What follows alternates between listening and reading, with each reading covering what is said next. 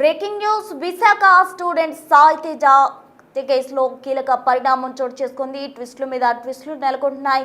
తాజాగా college lecturer మాట మార్చిన పరిస్థితి వెలుగు చూసింది. సాయి తేజ తనకు కొడుకు లాంటి వాడని, అతన్ని తాను లైంగికంగా వేధించలేదని లెక్చరర్ పోలీసులకు చెప్పుకొచ్చిన పరిస్థితి. కాలేజీకి రాకుండా సరిగ్గా చదవకపోవడం వల్లే సాయి తేజ పట్ల కఠినంగా వ్యవహరించామంటూ కూడా లెక్చరర్స్ చెప్తున్నారు. మరోవైపు తన కొడుకుని ఆ లెక్చరర్ లైంగికంగా వేధించిందని సాయి తేజ తల్లి ఆవేదన వ్యక్తం చేస్తున్నారు. మేడంలు నన్ను వేధిస్తున్నారని సాయి తేజ చెప్పినట్టు రికార్డులపై సంతకం చేయట్లేదని, తనను టార్గెట్ చేశారని, అలాగే నా అందమే నా తప్ప అన్నట్లు సాయి తేజ బాధపడినట్లు కూడా సాయి తేజ తల్లి వెల్లడించారు. అయితే టీచర్ వాళ్ళ భర్తకు ఏదో జబ్బు ఉందని, అందుకే తనను రమ్ముంటుందని సాయి తేజ ఇంట్లో బాధపడినట్లు కూడా తన తల్లి చెప్తోంది. దాని గురించి అడగడానికి మేము వెళ్దామనుకునే లోపే ఈలోపు ఇంట్లో సాయి తేజ ఈ విధంగా చేశాడు అంటూ సాయి తేజ తల్లి తీవ్రంగా ఆవేదన వ్యక్తం చేస్తూ ఉన్నారు. నా ఒక్క కొడుకే ఆ మేడంకి స్పెషల్ ఏంటి అంటూ కూడా ఆమె ఫైర్ అవుతున్న పరిస్థితి. తన కుమారుడిని కోల్పోయినందుకు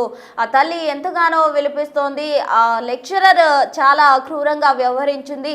తన భర్తకు ఏదో జబ్బు ఉందని, అందుకే తన కుమారుడిని రావాలంటూ కూడా ఆమె పిలిచిందంటూ సాయి తేజ తల్లి తన ఆవేదన వెళ్లబోసుకోవడం జరిగింది. దీనికి సంబంధించి తాజా అప్డేట్స్ అందించేందుకు మా ప్రతినిధి రాజు వైజాగ్ నుండి లైవ్ లో జాయిన్ అయ్యేందుకు సిద్ధంగా ఉన్నారు. రాజు, చెప్పండి, విశాఖ స్టూడెంట్ సాయి తేజ కేసులో మరో ట్విస్ట్ నెలకొందనే చెప్పాలి. ఒకరికొకరు ఏ వరకు వారు మాటలు మారుస్తున్న పరిస్థితి. లెక్చరర్ కూడా సాయి తేజ తన కొడుకు లాంటి వాడు, అలాంటి వాడిని నేను లైంగికంగా ఎందుకు వేధిస్తానంటూ చెప్పడం జరిగింది. అసలేంటి ట్విస్టుల మీద ట్విస్టులు?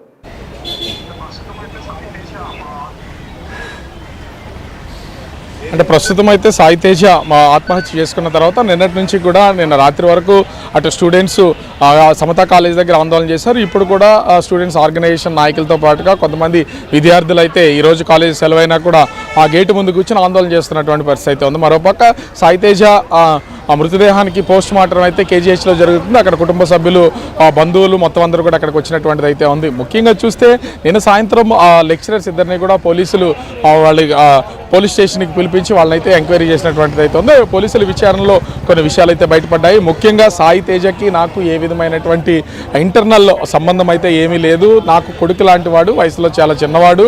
నేను చాలా జాగ్రత్తగా, నన్ను అమ్మ అని పిలుస్తాడు, నేను కూడా కొడుకులాగే చూస్తాను తప్ప ఇతర ఉద్దేశాలు ఏవి మా ఇద్దరి మధ్యన లేవు అని చెప్పినటువంటి సమాచారం అయితే మనకు అందుతుంది. దీంతో పాటుగా గత కొన్ని నెలలుగా సాయి తేజ కాలేజీకి సరిగ్గా రావట్లేదు, నెగ్లిజెన్సీ ఎక్కువైపోయింది. తనతో ఉన్నటువంటి ఆ కొడుకు అనే ఆ చనువు ఉన్నటువంటి నేపథ్యంలో కొంత కఠినంగా వ్యవహరించాను. దీంతో పాటు చదవడం కూడా మానేశాడు, రాయడం కూడా మానేసి తను నెగ్లిజెన్సీ ఎక్కువైపోయింది. వాటి నుంచి తనను బయటికి తీసుకొచ్చే ఉద్దేశంతోనే కొంచెం కఠినంగా వ్యవహరించాను తప్ప ఒక లెక్చరర్గా ఎట్లాంటి చర్యలు తీసుకోవాలో అదే చర్యలు నేను కూడా తీసుకున్నాను.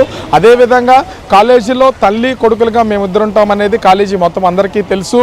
ఆ చనువుతోనే నేను సాయి తేజ విషయంలో కొంత కఠినంగా వ్యవహరించి తనను సరైన దారిలో పెట్టాలనే ఈ నిర్ణయం తీసుకున్న తప్ప తనని లైంగికంగా నేను ఎక్కడా వేధించలేదని లెక్చరర్ అయితే పోలీసులకు చెప్పినట్టుగా తెలుస్తుంది. అయితే వీళ్ళిద్దరి మధ్యన జరిగినటువంటి చాటింగ్ స్క్రీన్ షాట్ కొన్నింటిని పోలీసులు అయితే స్వాధీనం చేసుకున్నారు. అవి బయటకు కూడా వచ్చినటువంటి అయితే ఉంది. ఇవి కాకుండా ఇంకా ఇంటర్నల్గా ఇంకేమైనా చాట్ చేసినటువంటి వివరాలు ఏమైనా ఉన్నాయో వాటి కోసం పోలీసులు అయితే ఆ మొబైల్స్, ఆ లెక్చరర్స్ ఇద్దరు మొబైల్స్, అదేవిధంగా ఈ సాయి తేజ మొబైల్ అన్నింటినీ కూడా తీసుకుని ప్రస్తుతం అయితే విచారణ చేస్తున్నటువంటిది అయితే ఉంది. ఆ చాటింగ్ లోతులకు వెళ్తే ఇంకేమైనా విషయాలు బయటపడే అవకాశం అయితే ఉంది. అది పోలీసులు కూడా చెప్తున్నటువంటిది ఏంటంటే ఈ కేసుకు సంబంధించి మేము విచారణ చేస్తున్నాం, ఒకవైపే తీసుకోలేము, రెండు వైపులా కూడా మేము విచారణ చేసి ఈ కేసుకు సంబంధించినటువంటి వివరాలు తెలియజేస్తామని చెప్తున్నారు. అయితే లెక్చరర్ చెప్పినటువంటి కొన్ని విషయాలకి ఇంట్లో వాళ్ళు చెప్తున్నటువంటి వాటికి కూడా కొంత దగ్గర సంబంధం ఉన్నటువంటిది అయితే ఇక్కడ స్పష్టంగా కనిపిస్తుంది. ఎందుకంటే కొడుకు లాంటి వాడు, అతను పాడైపోతాడో, తన జీవితం నాశనం చేసుకుంటాడనే ఉద్దేశంతో నేను కఠినంగా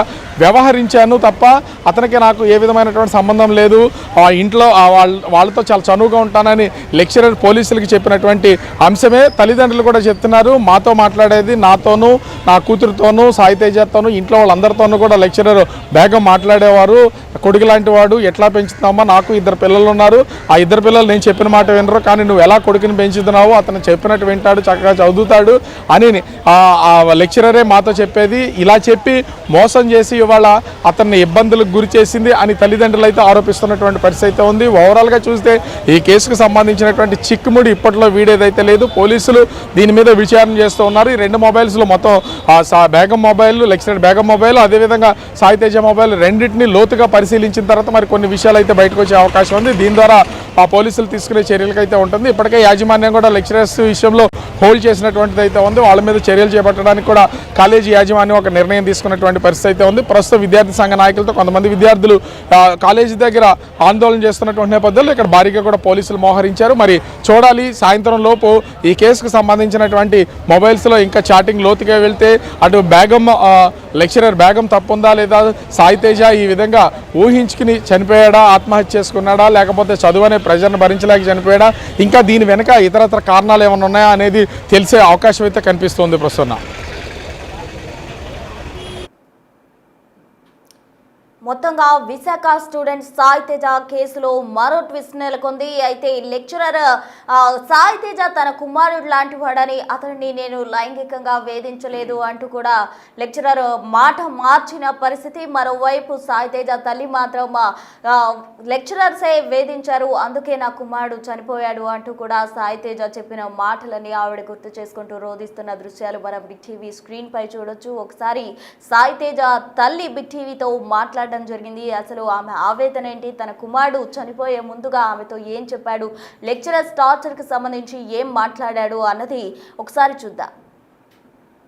సమతా డిగ్రీ కాలేజీ విద్యార్థి సాయితేజ ఆత్మహత్య చేసుకున్నటువంటి నేపథ్యంలో ప్రస్తుతం మాచిరి దగ్గర కుటుంబ సభ్యుల అరణ్య రోదన అనే చెప్పాలి. ఎందుకంటే చేతికి అందినటువంటి కొడుకు ఈవేళ మొత్తం అనంతలోకాల్లో కలిసిపోయినటువంటి పరిస్థితి అయితే కనిపిస్తుంది.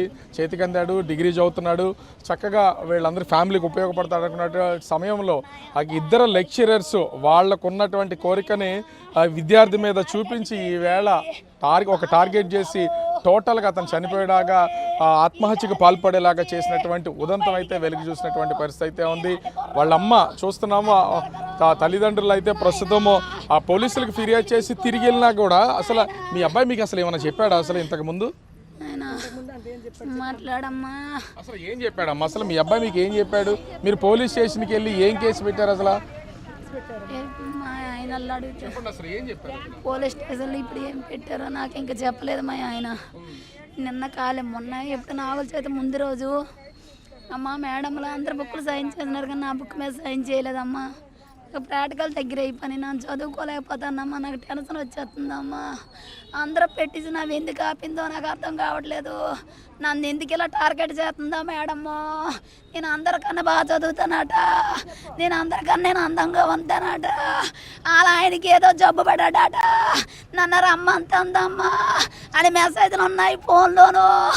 నా కొడుక నువ్వు తల్లితో చెప్తే మేమేమనుకుంటామో. ఎప్పుడు చెప్పాడు అసలు మీ అబ్బాయి మీకు? ఫ్రెండ్స్కి నాగుల చవితికి ముందుకు ఫ్రెండ్స్తో చెప్పాడంట.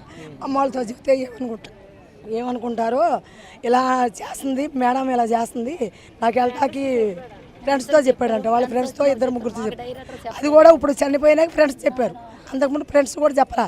ఏంటంటే వాళ్ళ చెప్తే తల్లిదండ్రులు ఏమనుకుంటారు అనేసి, ఇలా జరిగిద్ది అని ఎవరు అనుకోరు కదా సార్. ఇలా జరిగిద్ది, ఇలా అయ్యిద్ది, ఈ పిల్లల్ని మేడం ఎందుకంటది అనుకుంటారు కదా. ఫ్రెండ్స్తో చెప్పాడంట, ఒక 2-3తో, వాళ్ళ తమ్ముడితో చెప్పాడంట. ఇలా మేడం నన్ను ఇబ్బంది పెడుతుంది, మెసేజ్లు పెడుతుంది. హాయ్ నువ్వు తిన్నావా, ఉన్నావా, నువ్వెందుకు కాలేజీకి రావట్లేదు, నువ్వు చాలా బాగుంటావు, మా ఇంటికి స్పెషల్గా రా, నీకు క్లాసులు ఇస్తాను, నేను మా ఆయన బాగోదు, నీకెందుకు నేనున్నాను, నీకు ఫెయిల్డ్ అయిపోయినా నీకు జాబ్ ఇప్పిస్తాను, నాది పూచి, నువ్వు ఫెయిల్డ్ అయిపోతున్నావు అని చెప్పి నువ్వేమీ ఇబ్బంది పడవద్దని చెప్పి మెసేజ్లు పెడుతుందంట. రాకపోతే ఎందుకు ఆ అబ్బాయి ప్రతిరోజు రాస్తున్నటువంటి నోట్సుల విషయంలో కూడా ఎందుకు ఆవిడ అలా కొట్టేస్తుంది? అసలు ఈ విషయం మీకు చెప్పాడా? రాసినా సరే తప్పు కొట్టేసి వెనక పంపించేస్తుందమ్మా అని చెప్పేసి వాళ్ళ తమ్ముడు కూడా డిగ్రీ చదువుకున్నాడు, తనకు చూపించాడు. ఈ పేరులో నా తప్పు ఏటి ఉంది, ఇక్కడ కోన సాయితేజ, ఇక్కడ కోన సాయితేజ అనే ఉంది కదా, ఇక్కడ కొంచెం డార్క్ పడింది, ఇక్కడ లైట్గా పడింది, అది తప్పట, రెడ్ మార్క్ ఇచ్చి పంపించి చింపేసి పడేసిందని 3-4 సార్లు చింపేసి పడేశారట. ఇంకా లాస్ట్ ఫైనల్ ఎలాగైతే అలాగ వద్దని చెప్పేసి రాసేసి పట్టుకెళ్తే 2-3 రోజులు తిప్పారు. నిన్న కాక మొన్న వెళ్తే మీటింగ్ అని చెప్పేసి తిని ఫోన్ చేసినా ఎత్తలేదు. మెసేజ్ పెడితే చూసాడు కానీ రిప్లై ఇవ్వలేదు. అక్కడ ఎదురుగా నెట్ సెట్ ఉంటుంది, వాళ్ళ డాడీ తీసుకొని వెళ్ళి నిల్చొని ఇంకెప్పటికి మేడం మనకి ఇది అవ్వలేదు అని చెప్పేసి ఈరోజు అనవసరంగా నేను చదివి వేస్ట్ చేసుకున్నాను చెప్పేసి ఇంటికి వచ్చేసారు.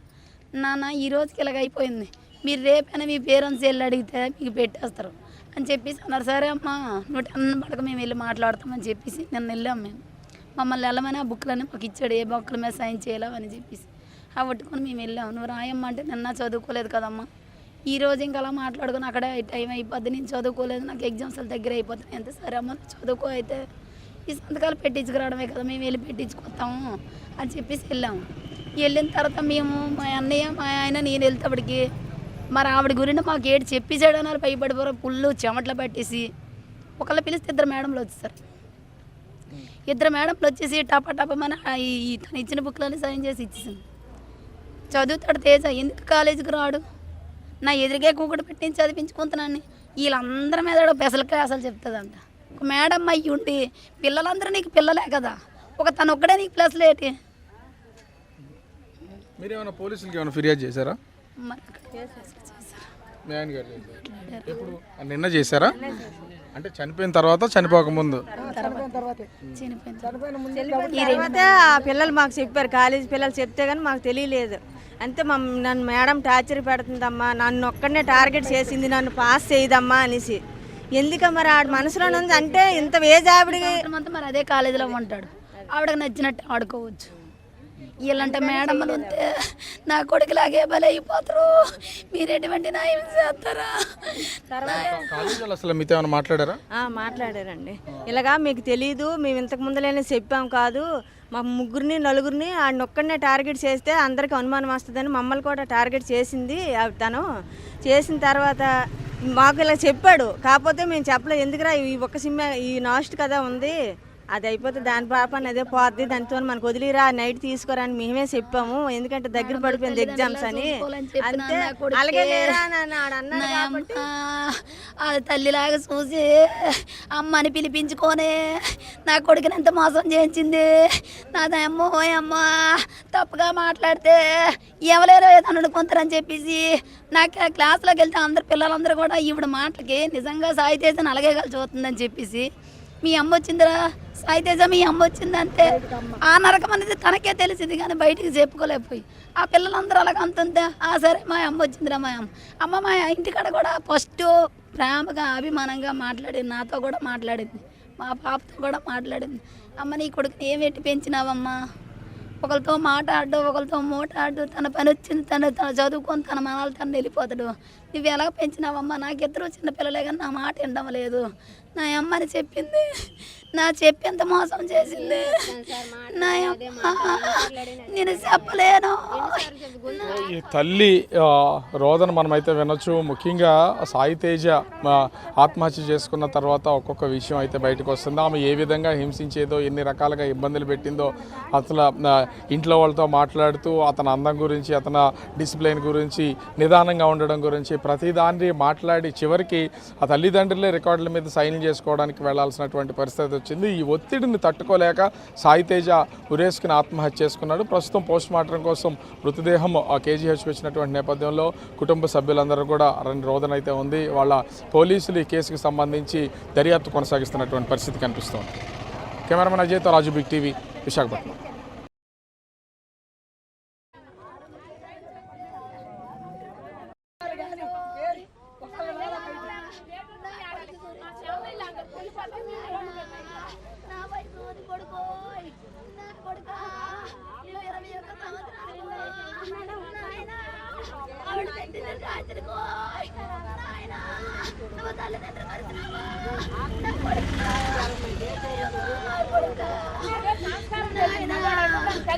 చెప్పలే